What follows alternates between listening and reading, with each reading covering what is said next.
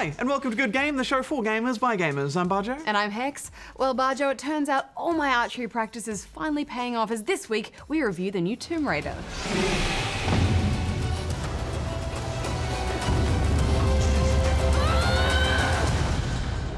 We catch up on a few mobile titles that have caught our interest.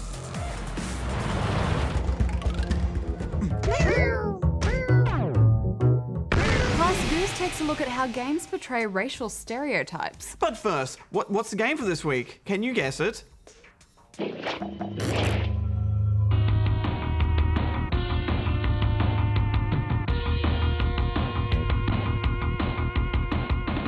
News time. It's not the... It's that way. Good game. Electronic Arts has laid off an unspecified number of staff across several of their studios. Studios in Montreal and Los Angeles, as well as smaller locations, were affected, with reports stating that Visceral Montreal, the developer of Army of Two Devil's Cartel, has been closed down completely. We thought we were ready. We were outmatched. EA explained the layoffs were done to realign staff and skills for next generation and mobile development. Meanwhile, Activision has also confirmed that they have made 30 staff redundant as they plan to publish fewer games based on licensed properties such as Family Guy and James Bond. You have interfered with my plans for the last time, Mr. Bond. Dan Henry, also known as Super Day, the man responsible for auctioning an Xbox Next Generation developer kit and leaking information about the upcoming console, has been raided by Western Australian police in cooperation with the FBI. Microsoft, Epic Games, Blizzard, Valve and Sony all filed complaints against Henry on charges of multiple counts of unauthorized server access and misuse of a computer. He could face 20 years in jail if convicted. Game designer and musician Kenji Eno has passed away from heart failure at age 42. Eno was known for his work on the Survival Series D, as well as composing music for several games including Sega Rally 2. Diego Lietis created a Counter-Strike Global Offensive map replicating a subway station in Montreal. However, Lietis was threatened with a $50,000 fine plus court costs by the Société de Transport de Montréal if he was to release the map publicly, as they believe it would create public panic. Lietis called the threat silly and pointed out if terrorists wanted to know what the station looked like, they could just go there. Good game. With love. Hello. Hi.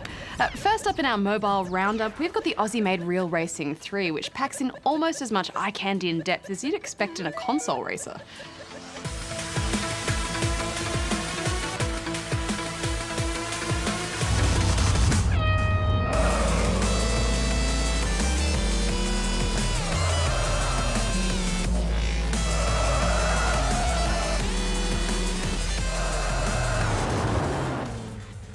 It sure looks stunning on any of the newer devices, but I was a bit worried at first about how much depth and meat the racing would actually have to it. On the default settings, the game accelerates and brakes for you while you tilt the device to either side to steer. I found that once you scale back the assisted braking, you get a much better feel for it. Yeah, I like the handling too. The cars have a really good weight to them and the other AI drivers provide a decent challenge. Plus, there's a lot more variety here than most circuit races. It's also nice to see some local tracks included. There's Melbourne South Bank and also Bathurst Mount Panorama. I also felt the multiplayer was integrated really well. Just like in Trials Evolution, you can race against the best times your friends have set, but unlike other games that use ghost vehicles, the lap times here are turned into physical cars. Yeah, I thought that was really clever, and I think we'll start to see that more in these kind of games in the future. Plus, when you're off track, there's plenty to do as well. There are the usual mix of cars to buy and engine upgrades. The amount of repairs and servicing were a surprise though. Now, Bajo, I know you weren't a big fan of these. No, repairing's boring, and there's so much to repair. You have to fix headlights, bumpers, suspension, change the oil, get new tyres. But if that wasn't bad enough, you're forced to wait, sometimes for hours of real time before the repairs are done. Unless you want to fork over real cash to buy special tokens to have the repairs done instantly. And of course the game never gives you enough tokens to do everything you need. Yeah, but if you play the game in short bursts like I do, then you'll never have to spend a penny because the repairs will be done by the time you log back in again later. Well, I like this a lot, so I'm giving it 8.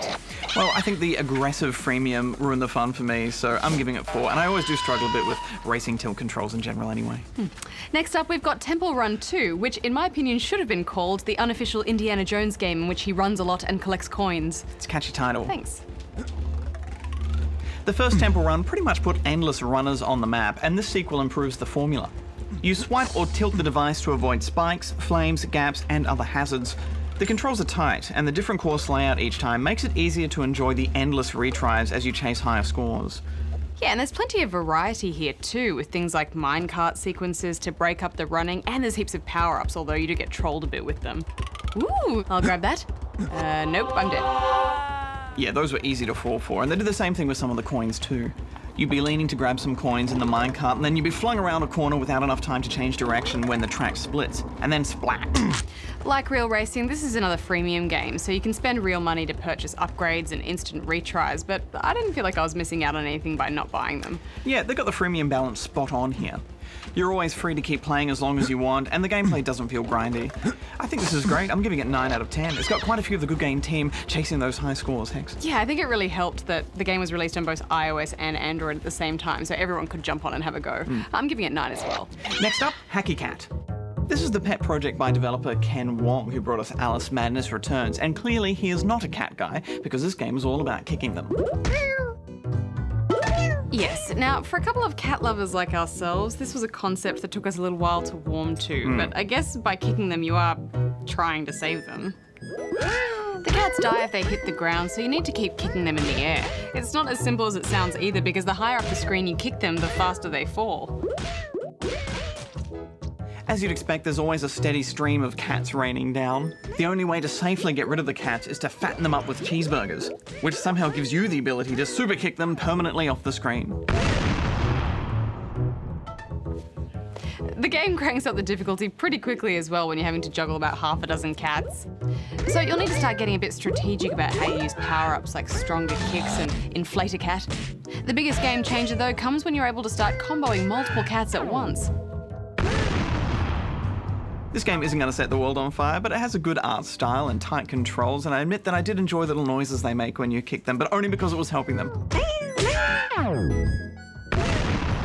I'm giving it 7.5 out of 10. It gets 7 from me. Now, games are no stranger to various points of controversy, from violence to sexism. Yes, Goose has a look at an area which doesn't get as much attention: racial stereotypes. Games have the ability to transport us to different cities and worlds, many of which are multicultural, some even multi-species.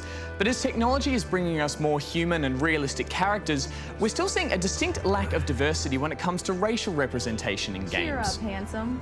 You look at the research that's been done in the last few years, it's very clear that gaming has a particular problem with not representing racial minorities well. So the statistics show that most characters in games of all kinds are white, and that minority characters are racial stereotypes. El hombre. Cesar's giving you a big job, muy importante. And minority characters also tend to be minor characters in a game. They'll either be non-player characters or the support cast, really. You've lost your nerve, Ishii. I honor my oath to serve you, despite your recklessness. There are a lot of characters in games that are pretty blatant stereotypes. You're not a customer, are you? A blatant sexualized, fantasized woman, or a black stereotype that's just a very stereotypical version of a black person. And those stereotypical portrayals of different identities, I believe, and a lot of us believe, reinforce this idea or these limiting ideas of these different identities and are doing nothing to help the issue. And if anything, they're making things worse. Hey, Quacker! What you doing in there? This situation is not strictly limited to games made in the West. For example, games made in Japan still contain some very harsh racial stereotypes. It's a little different than a blockbuster because you're not interacting with the movie the same way you are interacting with these characters in games. For those that use these games a lot and are deeply absorbed in them, it's very likely to create damaging stereotypical views. So there's one quite recent study that shows that players are much more likely to recognise violent behaviour from a black character quickly in a game than from a white character, which shows that they're expecting a black person to be violent and a white person not to be. So there's a lot of real crossover between what we see on the screen and what we expect in real life. While we like to believe that video games are a reflection of its audience, the real power still lies with the developers, who ultimately decide what kind of characters are represented in their games. Some studies have shown that it's actually the industry itself which is much whiter than the audience, that there are very few minorities working in the industry, in the same way that there are relatively few women working in the industry. So the games that come out actually represent the people who are making them rather than the audience who are playing them. I don't think that we design games to target a specific race, a specific age, a specific gender. We try and just make games that we as the developers want to play. We make the games that we care about, that we're passionate about. When we started doing Gears of War, we never said like, hey, we need our Asian person, we need our African American person, we need our stock white guy. We just kind of started developing personalities. People always say, oh yeah, well you've got Cole. People always accuse us of going with somewhat more of a racial stereotype there. But it's funny because that wasn't originally how he was written. Originally, Baird, the sarcastic Caucasian guy... Yeah, you're right about the smells lingering forever. He was booked in that sports role. And then we met the actor who we chose to do Cole, and we kind of started tailoring it more toward him. We changed the character to look more like him, and he had just like such a great personality that we ran with it. The train still got the moves, baby! Racial representation is just another issue in a long list of controversial topics surrounding gaming, and reactions towards those who decide to take a stand can become very heated. Okay, an example of it is from Dragon Age. In the first version, you could make your character have kind of dark brown skin, but one player posted on the developers' forums that he wanted to see them include an African-American character in the second version of the game. And the arguments and the abuse in response to that question went on for weeks and weeks. When the website was first launched, for the first couple of months, it was hacked many times by different people, and a lot of other defacing type things happened on the site. There was a pretty clear opposition, and there still is. A lot of people think that our movement is about censorship, but it's not. We're not trying to censor gamers. We understand that people want to have their free expression. We just think that it's important that in a shared community, you have expression that's safe for all members of that community. It does raise this critical question of how you balance the undeniable and vitally important right to freedom of speech with equally the right not to be subject in a public context to a form of racial hatred. As we all become more vocal and the industry is better racially represented, we can start to see the immediate impact in the games. Recently, Sleeping Dogs has received acclaim for developing nuanced Chinese lead characters. I want to give you a chance, Shen, but you have to work with me. Assassin's Creed 3 also led the way in incorporating historical racial representation with Connor and Aveline. The upcoming BioShock Infinite plans to explore race relations inspired by the early 20th century. The way that you approach a very touchy subject, a very sensitive subject like racism, is you be honest and you be truthful to the times. I think to tell a story in 1912 without at least paying some attention, I think would be disingenuous.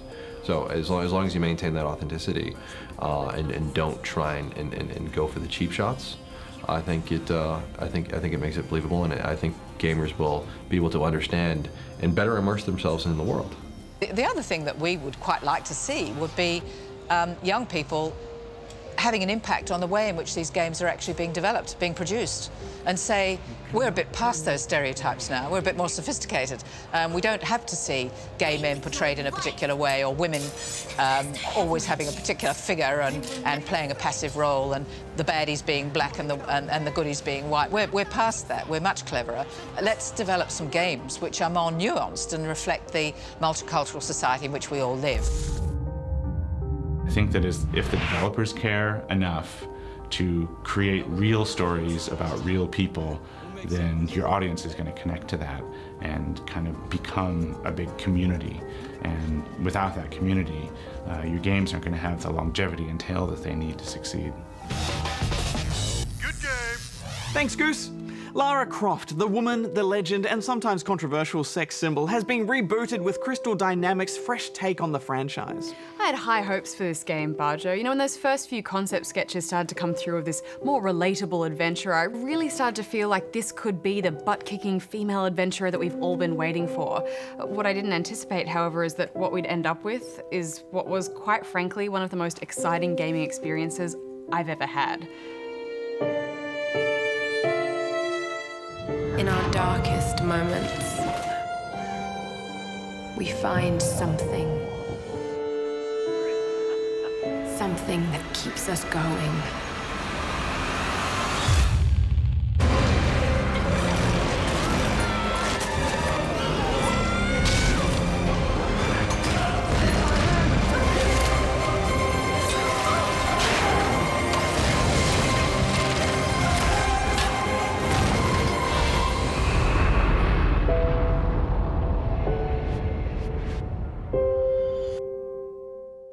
From the game's exciting intro to its satisfying conclusion, this really is a roller coaster ride of non-stop action. While searching for information on an ancient Japanese deity, Lara and her crew are shipwrecked on a mysterious island. From here, she is thrown from one terrifying scenario into another as she's captured by the island's sinister inhabitants and separated from her friends. A lot of this early gameplay is very reminiscent of Uncharted. In fact, there's a burning building section later on in the game which is almost identical to the one from Uncharted 3. Its use of quick-time actions, ledge hangs, the way Lara constantly thinks aloud. That's what I heard in Japanese before the plane crashed. It all feels very familiar. However, Tomb Raider has completely finessed and evolved this style of adventuring, making it feel quite new. And it guides you so beautifully through each level too. The subtle movement animations as Lara passes around and under obstacles with a torch, it really captures that sense of wonder and exploration. And terror, because whatever is going on here is seriously messed up, and you have a sense of foreboding at every turn. Everything about this island is dangerous, cold, and painful, and the few moments where Lara gets to take a breath don't last very long at all. And you genuinely fear for her, because this is not the Lara we know, this is the Lara before it all, before she was a Tomb Raider. I hate tombs. More than that, though, her mocap actor Camilla Luddington portrays this younger, more naive version of Lara just wonderfully, making every cry of pain and scream of fear just so affecting. Early in the game, her situation seems hopeless, and that sense of despair is palpable. There was this crazy man Roth and a dead body. Oh, God. Please come and get me.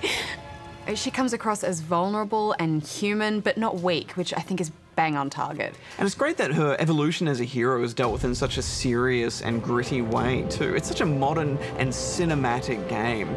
The lengths the developer goes to here to draw an emotional response out of you is just fantastic. But it's never cheap. Yeah, I mean, the first time Lara has to kill a deer, she feels genuine remorse, and she takes a moment to let the weight of that death land. This means that the first time she has to kill a human being, a seriously intense moment.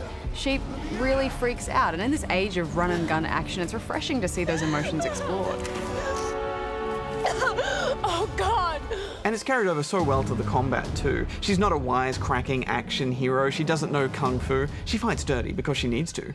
She starts out with nothing but a makeshift bow pulled from a corpse, and has to try and pick up whatever skill she can as she goes. When forced into a close quarters fight, you won't see her executing any fancy combat rolls or dodges. She panic scrambles out of the way, and she uses resourceful techniques in fighting too, such as grabbing dirt and throwing it in an enemy's face to stun them. Yeah, it's smart and well thought out, isn't it? You do still, of course, go picking up a great arsenal of guns with an endless parade of upgrades and add-ons. Points were scarce, Bajo, and I could never decide where to put them because there were so many cool upgrades and skills to learn. Often, I know there are more sensible choices to make, but if there is any kind of flamey, incendiary, exploding add-on, I will always choose that first, and in this case, with spectacular results. And the best part is that half of these kick-ass mods can be made to your bow. In spite of all your guns, it's probably your greatest asset. At one point, she straps a lighter to it, creating flaming arrows. She's MacGyver. The bow is amazing, and it feels just right. And it's so nice to have a game where you don't have to use the guns if you don't want to. The bow is almost always a good option. And there are some brilliant stealth sections too, where pulling off crafty, silent headshots will make Lara's exploration of the island's many caverns and temples all the more efficient. And of course, it wouldn't be a Tomb Raider game without tombs. And with the use of Lara's survival instincts, you can seek out hidden treasure, artifacts, and clues to help you uncover the mystery of the island. Or was there some kind of battle here? Now, this is another thing that we've seen before. In fact, about halfway through this game, I realized that there are a lot of mechanics here that are similar to Assassin's Creed. A bunch of games use this kind of eagle vision technique, which is a great way to seek out collectibles and XP. But in fact, the whole approach to the world map, its relics, the tombs, the hunting, the jumping puzzles, and at times parkour-like movement system. I mean, there's a feeling of Tomb Raider having pulled some of the greatest elements from other games and then adjusted it to suit its style of gameplay, and I think that's great. Yeah, I definitely got an AC Revelations vibe with all those zip lines around the place. Only here you get to construct zip lines yourself. And it's good you play a part shaping the world that you're navigating yourself through. Using that axe to scale walls and combining these climbing sections with thrilling action sequences that will see you going from scaling snowy cliffs to surfing river rapids, ziplining between tall ships. The game yanks you through this chaos at such a breakneck pace. Each and every one of those heart-pumping action sequences was just stunning, Bajo. You know, I was yelling at my TV, just willing Lara to cling to life, literally at every turn. And you're accountable because you're involved in just about every stage of the drama with some kind of QuickTime action, but it's never tedious. Yeah, the QuickTime events are really exciting. They're implemented so well, and it's helped with such a wonderful user interface and really nice menus. Don't talk about menus a lot, but these are some nice menus. Plus, those action sequences don't feel like they've been shoved in there just to pad out the game either. There is this seemingly perfect balance between all the blockbuster action and the sections where you're just left to your own devices to take out goons and climb through and explore the environment with all its hidden chambers. I will say though that some of the death animations are really intense, and just a warning, some of the footage we're about to show you is pretty gruesome. There's one in particular where she gets impaled right through the neck and she's gasping and gurgling and screaming. It's a very intense moment. Yeah, and if you keep messing that up, then you have to watch it like 7 or 8 times as well. I had a similar experience later on where she met her untimely death on a tree branch. It certainly doesn't pull any punches. Lara cannot catch a break in this game. She gets pretty banged up. It's as if it's out to make you feel uncomfortable. You know, when you think of Nathan Drake, you think of this, you know, action hero who can take on anything. But here, they've stripped Lara's character back to make her that little bit more fragile and then thrown her into the most painful, agonizing, and cringeworthy scenarios that you could imagine.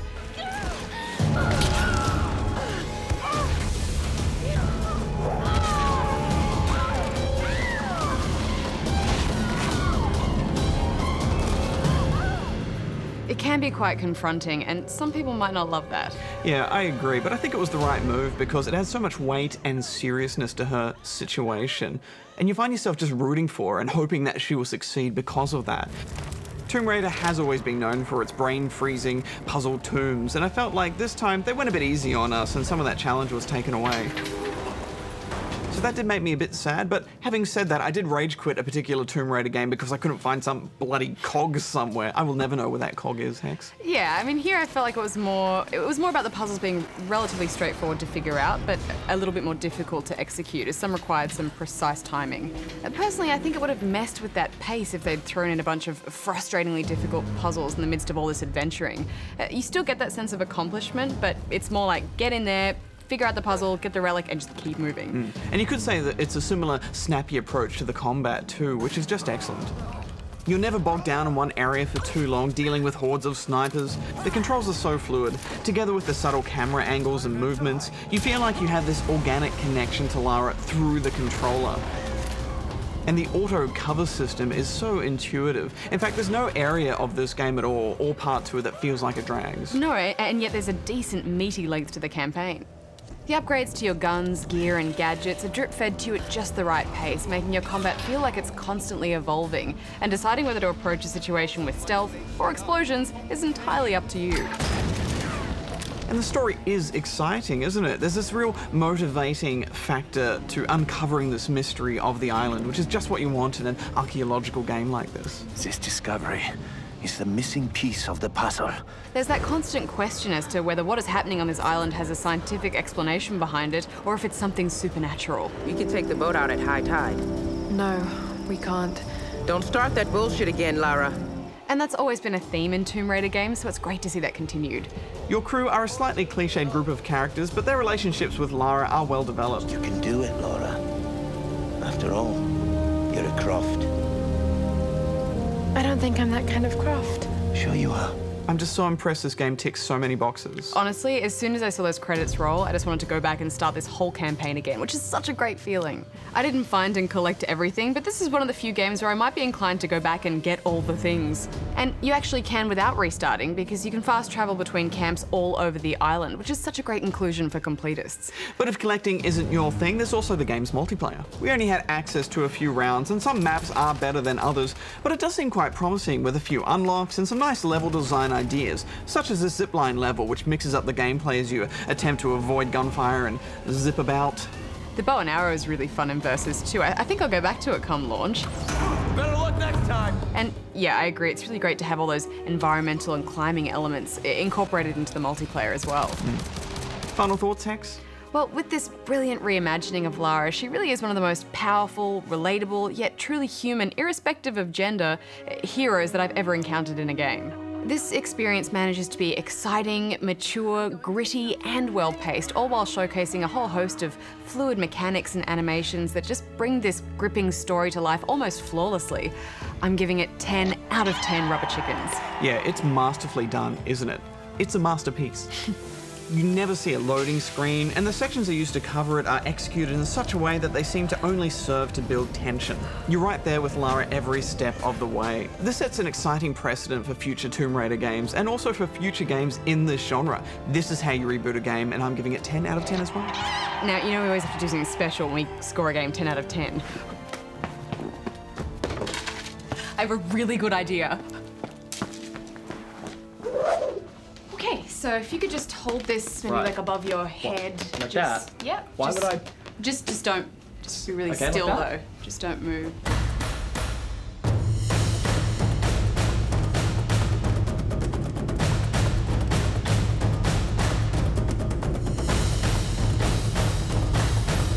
I'm sorry, Hex, due to occupational health and safety regulations, you are no longer permitted to fire a bow and arrow within the confines of the ABC. What? But all is not lost. I have these ABC-approved bow and arrows that you can use, so I'll just take that. Oh, just be careful, that's expensive. That one, there you go.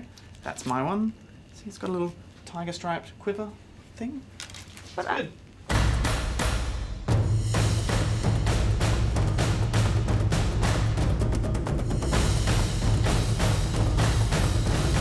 Wear the hat. Lara didn't have to wear a hat. Safety is the #1 priority. You ready, Goose? I didn't get a hat. Is that ready? Fire! Double tens. It's just a disappointment all round. Double tens. Oh, stupid hat. Good game. So did you guess the game for this week? It was Arcus Odyssey from 1991, an RPG that blends sci-fi and fantasy. You play as one of 4 characters determined to stop the resurrection of an evil sorceress. And one of the 4 playable characters was Diana, who was an archer with mad skills who can bounce arrows around corners and stuff. It's like me. Oh, really? Next week on the show, Master Thievery with Sly Cooper, Thieves in Time. Think you're pretty good, don't you? I can bounce arrows around corners. Yeah. I realized we were in for a very long trip. And Goose has a look at a few downloadable titles, plus we have a look at the free-to-play beta of the Click 'em Up Path of Exile. If you want to check out any of our episodes or reviews online, you can do so at the Tube of You. You just mean YouTube? Yeah, well, I was trying to say that, like, not so obviously. It's on YouTube as well. Bajo out. Hex out. Some crazy wordplay. It's like Yoda. Just say it backwards. Right. The Tube of You. You do amazing Yoda impression.